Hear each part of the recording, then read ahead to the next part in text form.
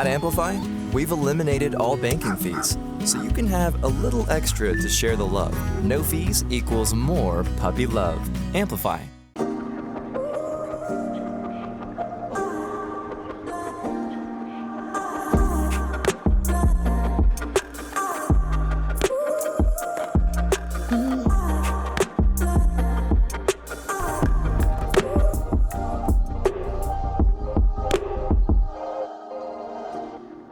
Hi, my name is Mindy Hofman, and welcome to the Women of Austin podcast. Today, we're going to talk about resilience.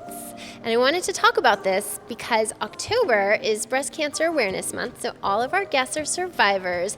And I found a survivor who I know has a ton of resilience, and I'm just so excited to have you here. Thank you, Stacy. I am thrilled to be here. Thank you. So we usually do a warm-up question, and I didn't prepare one for you because I feel like I know you from the other episodes, and I just want to spend the time just digging in and getting to it. Perfect. Does that work for you? Works great. Okay. Well, I guess I'm just going to start with a question that's right on topic. Do you think resilience is learned or that you're born with it? Oh, yes. I think that's my answer to that question. I think some people naturally have more resilience than others. They arrive to the world with a certain mindset that benefits them when they encounter difficulties or obstacles, and it just seems like their ability to navigate it is simpler and more straightforward than others. Yeah. And I think most people learn resilience because you don't know how much resilience you need, or you don't know what you're going to face until you do. No one wakes up in the morning and says, here's this calamity that's going to befall me or my family, and I am ready to deal with this. That's not how it works. And so I think resilience can be learned, and by learned, I mean we all have the opportunity to practice behaviors that serve us and behaviors that don't. And we don't always get to choose what inspires our opportunities to practice those behaviors. Yes. And that's where I think we can learn. Hi, my name is Stacy Armijo. I am the Chief Experience Officer at Amplify Credit Union, and I am a breast cancer survivor and community volunteer. Being part of the Women of Austin podcast gives me an opportunity to reflect on how do I do the things I do, why do I do them the way I do them, and how can I do them better? When you get a chance to think about that and share that message with other people, it helps you make more intentional decisions in your life, and hopefully by doing that, I have an opportunity to make an impact on somebody else too. Do you think that resilience is something that you gain more with age? Yes. Interestingly, though, for me at least, is why. So I believe one of the most important pieces of resilience is to understand there's what you can control and what you cannot control. And I feel like so much of resilience is about acknowledging the things we don't control and just accepting that. And being able to say, I don't control this thing, and I can control the way I react to it. And so I'm going to put all of my mental energy into how am I reacting to it, and I'm going to spend fewer emotional and mental cycles on this thing that is happening to me. And I feel like that is something that at least I with age, get better and better at that versus, when I was younger, it sort of felt like everything was within my control, or at least a better way to put it is everything was on me. So whatever it is that happened was because of me, good or bad. Yep. Scary perspective.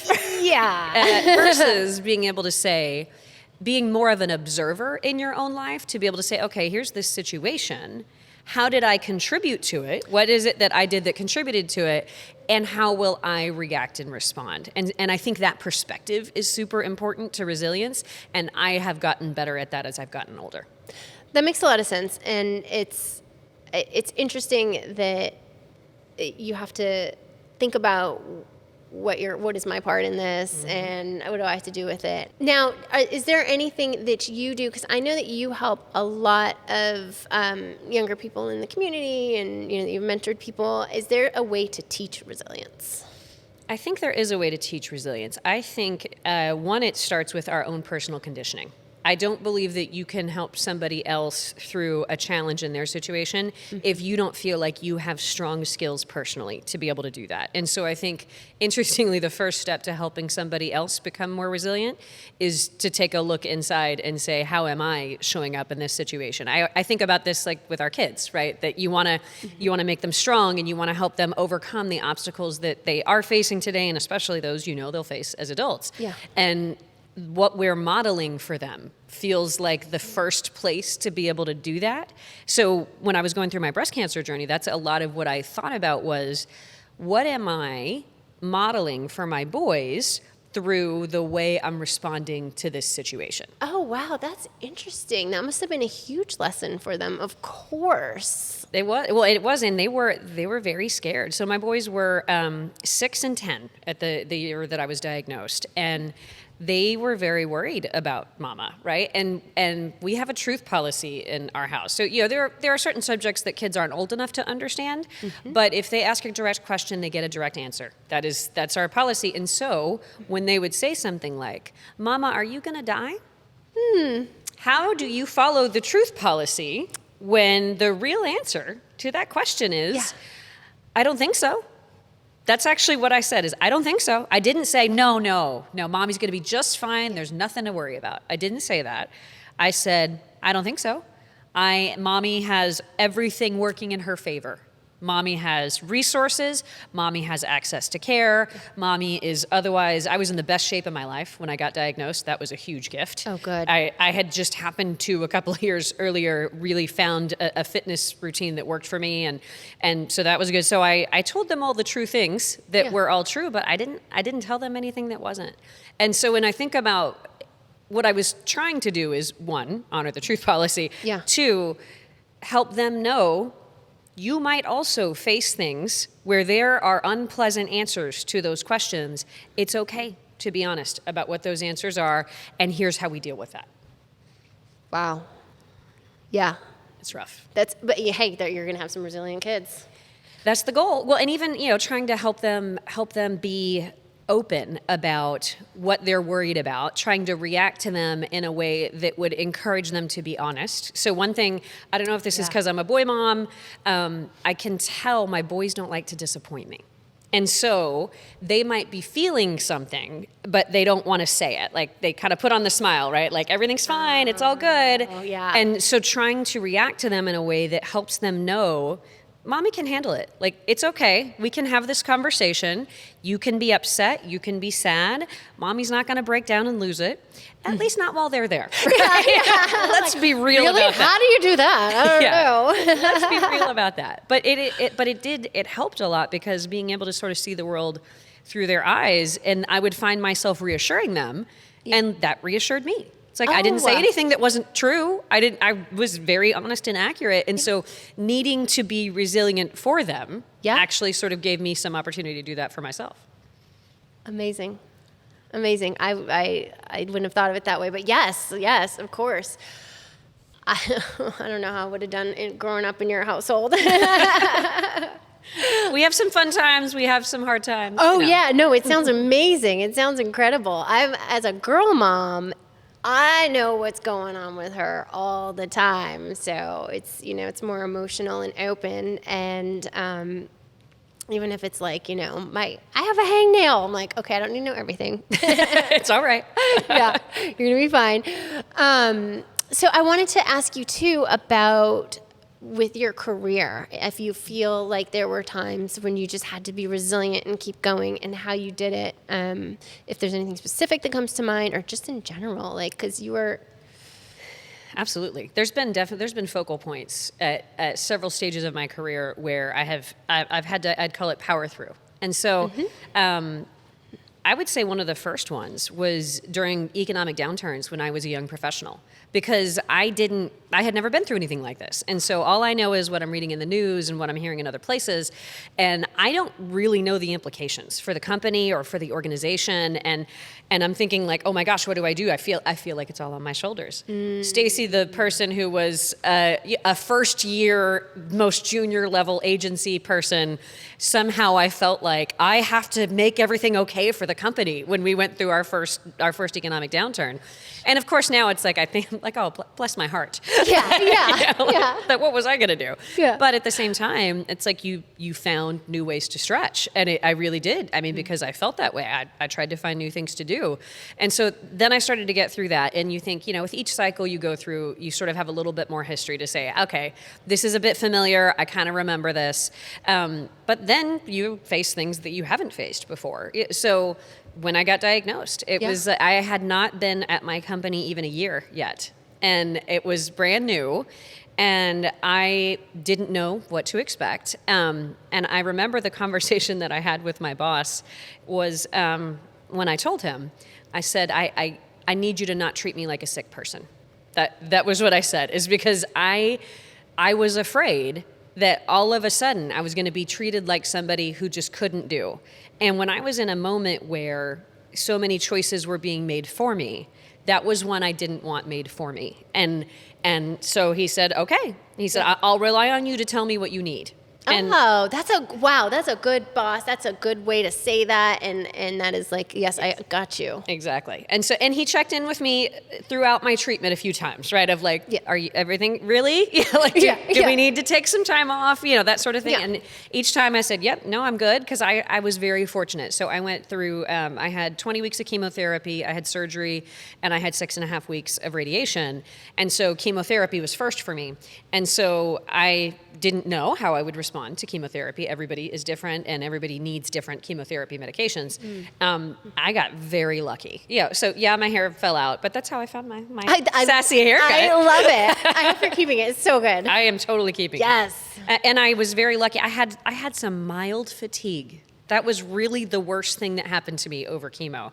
And that is not something I have anything to do with, right? Like that's winning the DNA lottery. Yeah. And everybody isn't that way. And so I got to still keep doing the work that I love to do and that I wanted to do because I was in an environment where people let me set the terms for how I did that. That's amazing. That's so important in the supportive environment and the fact that you were able to keep going, because if I recall, you said you didn't take any days off of work. I did not. No. So not through chemo. So I took off for surgery, obviously. Yeah. Yes. So recovery and surgery. But otherwise, I didn't take off work because I didn't want to. So for me, the only thing that sounded worse than here's all these things you're going to deal with. Here are all these unknowns, all of this, this world that, you had plans that you were going to take the kids here for vacation and you were going to go there for your wine trip and all that kind of stuff, that none of that's going to happen now. Yeah. The only thing that could make that worse is also sit at home and don't work and just think about that. Oh. I was like, no, that's not okay for me. And so I said, as long as I feel like I can show up to work every day, I want to show up to work every day. And I was incredibly lucky that I got to do that.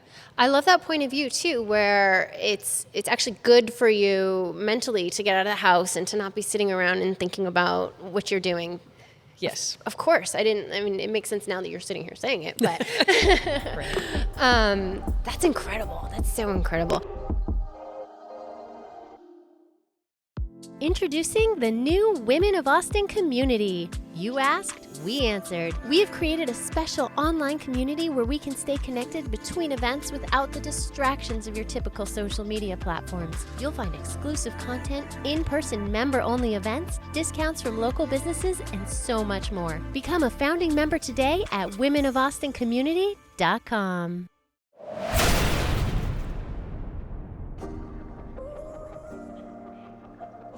Hi, my name is Mindy, and I'm the founder of Women of Austin. Today, we're talking about resilience, and I think that it was important to talk about resilience, especially during Breast Cancer Awareness Month. That is something that you definitely need and that everyone can use more of. And I brought Stacy Armijo back from episodes 7 and 8 because when she was on, I felt like we just didn't hear enough from her, and I was just so excited to get her back to pick her brain a little more. Today we're shooting at 5 Soul Wine Co. This place is amazing. Y'all have to come check it out. They have huge outdoor space, they have indoor space, even pickleball courts, and of course, tons of wine. I have a quote from you from episode 8, and we were talking about starting over, or as you called it, starting fresh, which I now use. You said, I tend to think about what is the positive that I'm carrying forward as opposed to what is behind me. Mm-hmm. Now, do you feel that being like that, having that mentality and having that is part of your resilience, is just staying positive and having a positive attitude? Absolutely. Yeah, I think that I feel like when I was thinking about resilience and the topic, it was just like, I don't know why, but I was thinking like, oh, you got to be a hard ass. You got to be like, grinding and go, like a football player. Mm-hmm. Then I was like thinking about you and how you're so resilient and you're just like so positive and just like a good attitude and easy. And I think differently about resilience now when I think about it, like after knowing someone like you and knowing all the like badass things that you have done and like all the stuff that you've gone through. So I wanted to share that quote because I thought that was like some really great advice, and it was special. Well, thank you. I do think, I think that's a really good distinction that you're drawing, this idea of powering through and somehow ignoring the obstacles and fight through the pain, all of those sort of analogies that you think about.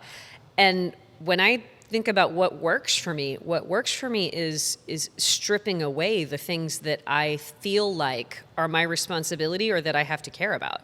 So when I've come to each of these moments, it is not that I shouldered more, and I took on more and I somehow was stronger than anybody else. Yeah. It's that I acknowledged what is and is not my job. And I was okay with what wasn't my job. So I remember a conversation with some close friends of mine. It was shortly after chemo, and they were just worried about, oh my gosh, aren't you so worried about what's going to happen next and whatnot? And I said, honestly, no. I said, I am controlling what I can control. I can control the treatment that I get and how I go get it and doing that as effectively as possible.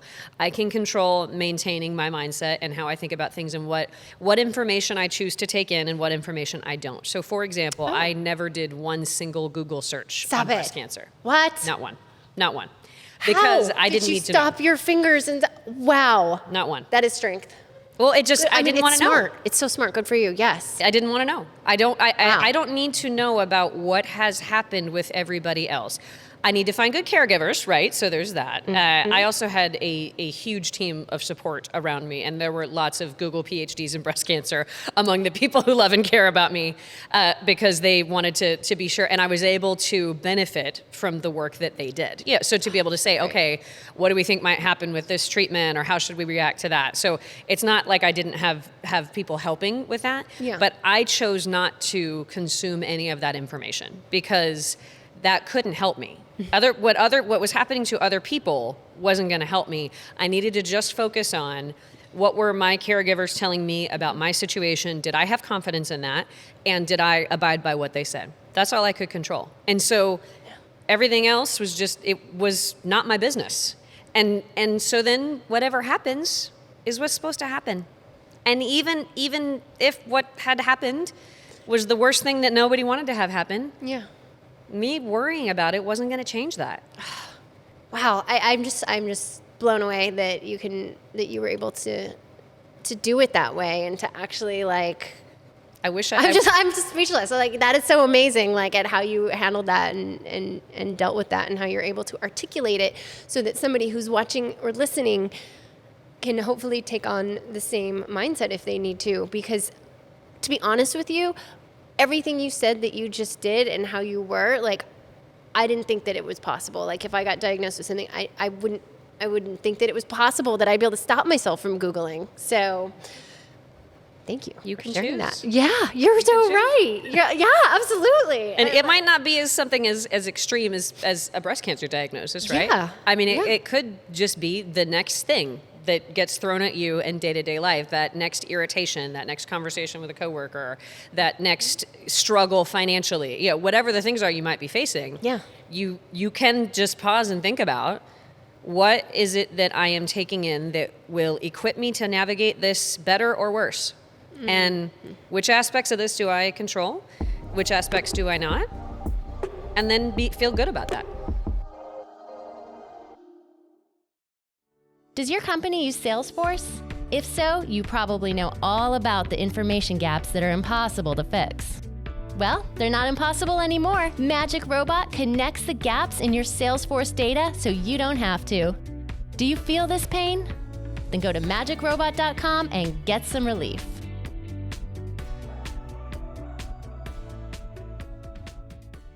Women of Austin would like to thank our community sponsors. Hot Works Austin Lakeline at Anderson Mill Road and FM 620. Torch those calories in a third of the time with their virtually instructed infrared sauna workouts. Open 24 hours at Hot Works Austin Lakeline. Dave's Ultimate Automotive. With 6 locations, there's sure to be one near you. Visit davesultimateautomotive.com and become a part of the Dave's family today. Magic Robot. Does your company use Salesforce? Get valuable hidden data that only Magic Robot can deliver. magicrobot.com. Elite Marquee and Events. High-quality LED marquee letters and more to help create an unforgettable celebration at Elite Marquee Austin. Control is coming up a lot too, I noticed. And it's got to be hard to not have control, but I think what I'm learning from you is that part of being more resilient is letting go of control of things that you can't control and stripping away the things that don't serve you so you can be stronger to do what you need to do. Am I getting that? That's exactly it. And even thinking about getting stronger, one thing that I think about a lot now is how lucky I was that I was in such good physical shape going into a diagnosis. Mm-hmm. And I think about that now when I think about having motivation around my health. No one knows what the next medical thing is that might show up in your life, but you do control how you handle yourself every day. What do you exercise? What do you eat? All the things. And so it gives me a new way to think about that. Before, I felt there was a whole lot of should in my mind about anything health related. Of I should do this. I should eat healthy. I should exercise. Whatever. Yeah. And now there is can. Like, I can do that. I get to do that. I get to have the choice to do that.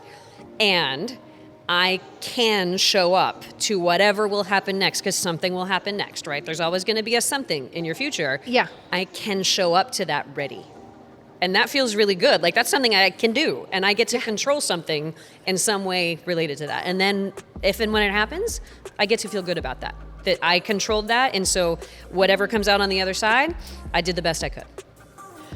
Well, you definitely showed up ready today. I am so grateful to you for coming back. We're out of time, but I am just so blessed to know you and so appreciative that you spend the time with us today. And I learned so much, per usual. So thank you so much. Thank you for having me. It's a thrill. Thanks so much for joining us today on the Women of Austin podcast. A new episode premieres twice a month right here on the Women of Austin channel. Make sure to subscribe and hit that notifications bell so you never miss an episode. Make sure to follow us on Instagram at women_of_Austin. My name is Mindy Hofman. I hope you'll join us for our next episode of the Women of Austin podcast. Light it up, light it up.